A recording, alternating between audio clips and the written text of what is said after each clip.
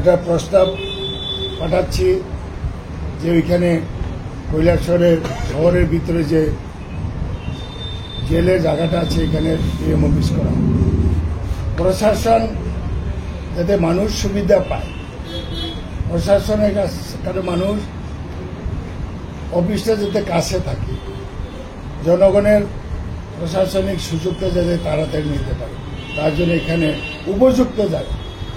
এবং আপনাদের মাধ্যমে এই মহকুমার যিনি মিনিস্টার আছেন মাননীয় টিঙ্কু রায় মহোদয়ের কাছেও আমি অনুরোধ করব যে এই উপযুক্ত জায়গা যাতে উনিও চয়েস করেন, তাহলে আমাদের এই শহরেও গরিমা অনেকটা বৃদ্ধি হবে। তার জন্য এই দুইটা প্রস্তাব আমরা মাননীয় মুখ্যমন্ত্রীর কাছে দিতে যাচ্ছি। আজকে এটা প্রেরণ করব।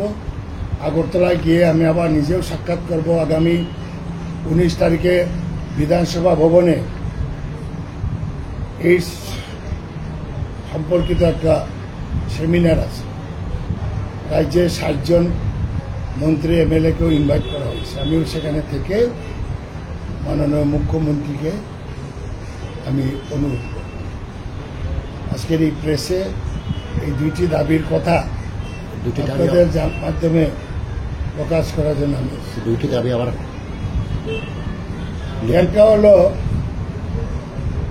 প্রাচীন কলেজ ত্রিপুরা রামকৃষ্ণ মহাবিদ্যালয় যে কলেজটি এটাকে ইউনিভার্সিটিতে রূপান্তরিত করা।